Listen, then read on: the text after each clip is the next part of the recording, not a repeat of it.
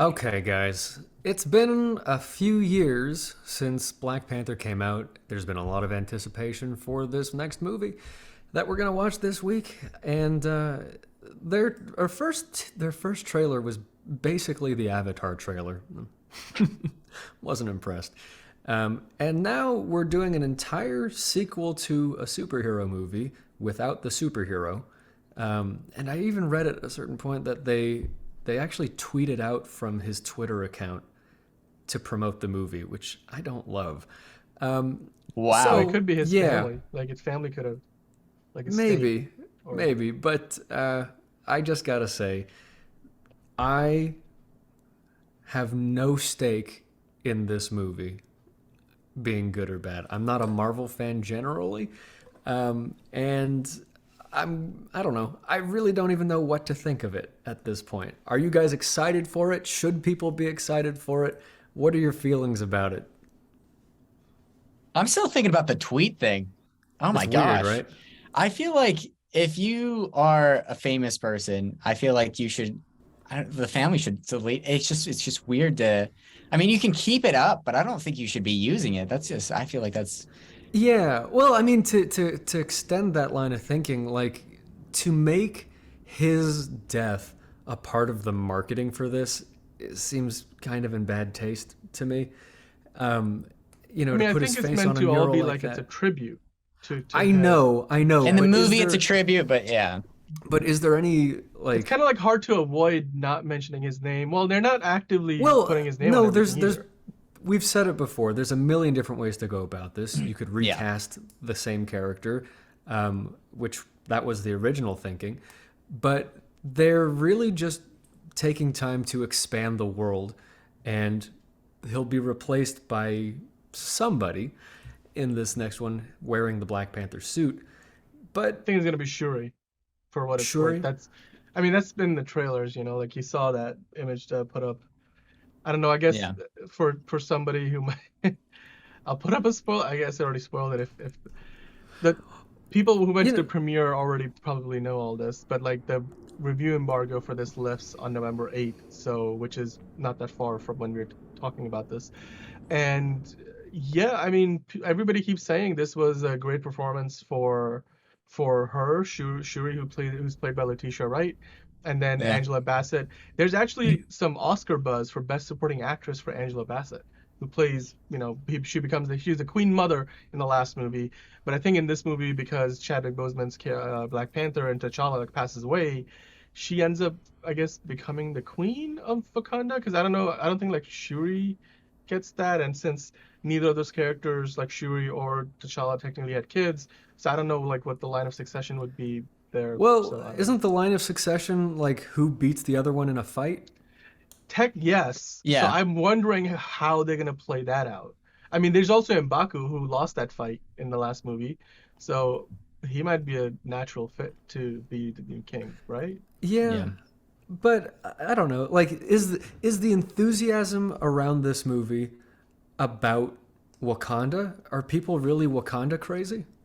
Oh yeah, it's Yeah. Wakanda's probably like the most popular fictional world that people would love to go to in the world today. Like I think between Wakanda and Pandora, I'm actually kind of, because to me, I enjoyed Black Panther Wakanda's very closer. much. And culturally, like I think they took a lot of inspiration from different various African cultures, and the diaspora of whether it's music instruments, like the Hmm. soundtrack was fantastic. We talked about this last week as well. I keep forgetting the name of the composer for the movie, who actually also then went on to do the fantastic intro for The Mandalorian. Do you Mm. guys remember? I forgot. He's got a like hard to pronounce name, but yeah, so the music was great, the cinematography, I mean, the way they kind of talk, and the costume design, and overall just the presentation, the production design of this movie was fantastic. Black Panther was a Best Picture nominee at the Oscars. Hmm. So Yep. this sequel has a lot to live up to, you know. It does. And then I don't know much about Namor or Ludwig that's how you say it, Göransson, correct? that's the Yep. name of the composer. Yeah. But Okay. And by the way, it's not Namor. They changed the pronunciation because in this movie, they've introduced Namor as not the king of Atlantis. He's the king of Talocan. And so it's going more into the Aztec heritage. And Yeah. and in fact, he says his name, I think his people call him Kukulkan. Kukulkan. Yeah.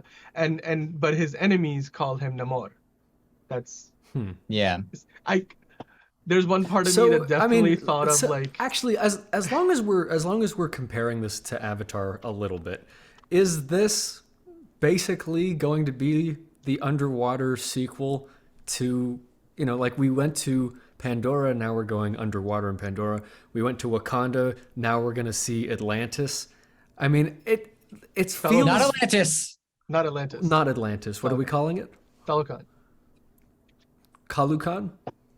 Talocan. I think they pronounce so it's pronounced with like this a Spanish dialect. So Right. it's Talocan. So, I mean, are they going to create nations for every ethnicity? In the Is comic that- ship Atlantis, I think all they did here was kind of they changed it up so that they're not my camera died. But it always happens at some point. Yeah. usually towards It's the end when of we the go show. too hard on the reviews. That's how it goes. No, I'm still here though. But no, they want to differentiate themselves from DC and like Jason Momoa's Aquaman. So I think Right. that's where Which is this fair. comes from. And I like it. Yeah. I mean, honestly, regardless of how well it pans out, I appreciate the effort. And then when you consider the fact that, you know, they didn't just take that as a means to completely get away from the comic book version of the character, you're getting a Namor, which by the way reminds me of like a telenovela character of some kind. Namor. I do like the Aztec take. I think that's Yeah. a very He's got interesting flying wing. and He's like, got winged new- feet, is what I was gonna I say. mean, so yeah, it does feel like they're kind of creating mythical ethnicities. Does it not? What do you Like mean? No, we have an I mean, African it's based on Aztec. It's based tribe on the and Aztec Aztec tribe. culture. right. It's a fictional Yeah. country, yes, but it's very much based on real, like cultural and like real historical Yeah. civilizations. I'm just saying, like, is that the move? You know, are we like we did a Shang-Chi, we did Wakanda, we're gonna do Talocan, you know, like is that We also is that- did like Fantasia, never ending story, you know? what was that? Well, White. I don't yeah. even. I'm not even. I don't even Exactly. know what But I it mean, is. yeah. I've never seen the movie. I think the whole Yeah. point is that there's all these fantastic and like magical places that are around the world. Yeah. They just happen to be non-American because there's so Sure. much more. I mean, you go to any of like the seventh wonders of the world and majority of them are not in North America. So that's kind of the thought process, is making this more of an international appeal, you know, Yeah. seeing. I'm just curious, like, about the diversity aspect of it. I'm not sure if that's like an explicit goal, and if they're gonna start doing this like an Indian. Will there be Bollywood Marvel crossover type there's stuff? already in Eternals. There's Kamal Nanjiani, Yes. who's actually originally from Pakistan, so like it was a really nice mix Okay. where he plays like this, like the Bollywood superstar character. Which the movie was terrible. They did a complete injustice to what his Bollywood little sequence that they had in the middle of the movie. But Okay, but what nonetheless, they do have like an Indian character in there. And I then hear Miss what you're Marvel, saying, Miss but Marvel. what's unique about these, about Shang-Chi, Wakanda, and now Talocan, is that they create entire mythical nations, and that's what the spectacle is here. That's like what you're saying is the world building appeal. They do the music, they do the settings, the costumes, and they create like basically a super culture, and they've done it I think 3 times now, you know. And are we going to see more of that? I'm just curious about we saw that in Yeah. Aquaman with Atlantis and like the 7 kingdoms under the sea. So it's not even just Atlantis. I mean, Gotham City is not a real place. Metropolis is not a real place. Although they're meant to be these American, you know, big cities which are built Yeah. on Chicago, New York, Pittsburgh. Those, I don't but know, those LA. still feel like modern day America, They not do, yes. necessarily Aquaman. But I mean, it's, Gotham is in New Jersey. Fun fact. Well, Black Adam and Kahndaq. You know, Yeah. we talked about that a couple of weeks ago. I mean, I think to me that's not so much a critique on I don't take it as a critique on this idea that, hey, why don't we just base it on some real, because like, for example, think about this.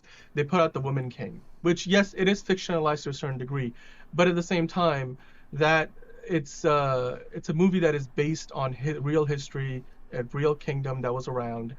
Yeah. And that movie got a great amount of support from the critics, but and it did relatively well at the box office, but not nearly as well as this Black Panther movie is going to do. So you could say, No. why not just base it on some real life, a real country with a real history and all that? And I think the answer there is quite simple. This is an MCU movie at the end of the day, right? It's an MCU movie that is trying to do more than just the average MCU film might do with just, a comic book character. I think the strength of the Black Panther franchise has been that they've leaned so heavily into the cultural and the geopolitical aspects of what the Black Panther character brings to the table, because otherwise he would just be like any other character in the MCU. Not to mention the Black Panther character on its own as like a superhero is not particularly intriguing. Like his set of powers are what? Like he's got the generic super strength. He can't really fly. I guess he could be fast, and he's got like these pointy claws, which could be yeah, I mean, the it's kind of a lot like Iron Man or even Batman. But he's not really even Iron Man. So I think like they realize that Black Panther as a character on his own isn't maybe the most intriguing. Like for example, Namor has those winged feet, like a Greek god, literally, which is in the movie. Yeah. And they have like they wear like vibranium armor that looks very different to like any vibranium we've seen before in the previous Black Panther and MCU films. But like Namor alone is probably more intriguing and interesting as a character in terms of his power set than Black Panther. Not to mention all the other characters we've met. So I think maybe that is the right character for that. Maybe that is the right move, because the fascinating part about Wakanda is it's this super advanced society that's been invisible, and there is a culture, and it's this isolationist country that's got its own culture and customs and mythology. Which I think what plays into this sequel is that at the end of the first movie, they decided to come out and say, hey, UN, we are a lot more than just some small poor country in the middle of Africa. In fact, we are probably the most technologically advanced nation in the world of the MCU. And so I think part of what we see in this movie, at least the trailers have indicated, is sort of a aftermath of that revelation and how that's going to change the balance of power on the world stage that you see. I think there's a scene in the UN where the Queen Mother is there talking. I don't know in the timeline wise. I think this takes place after the blip. It definitely takes place after the blip actually, but whereabouts does it fit into everything else? It's a little fluid. I don't know if it takes place before or after, I don't know, the events of She-Hulk or Miss Marvel, or does it take place at the same time as Ant-Man and the Wasp: Quantumania? I think that one of the producers, Nate Moore, said as much, that it takes place around the same time as the next Ant-Man movie, and it takes place after She-Hulk. I don't know if that's even consequential. It's weird to piece the whole MCU together. At some point they'll have to come out with an exhaustive list of. Or you can go to Disney Plus. To watch they have a chronological order playlist. You can. Well, look, good for them. Good for them. Okay. Yeah, so they have that. So make sure before you watch this movie that you watch every single thing on that list, so that you can watch this with all the proper context. Of course. Yeah, we'll come back and we'll talk about it next week, and we'll see how they did. I hope it's good, because I'm going to watch it and I'm going to see it. So yeah, follow us, see what we think, tell us what you think. We're on Instagram, Spotify, Twitter, Twitch, YouTube, all the things. Follow us on all the things. We'll be back talking about more stuff in the movies, on television, and the internet. This has been fun. We'll see you next week. Goodbye. Deuces.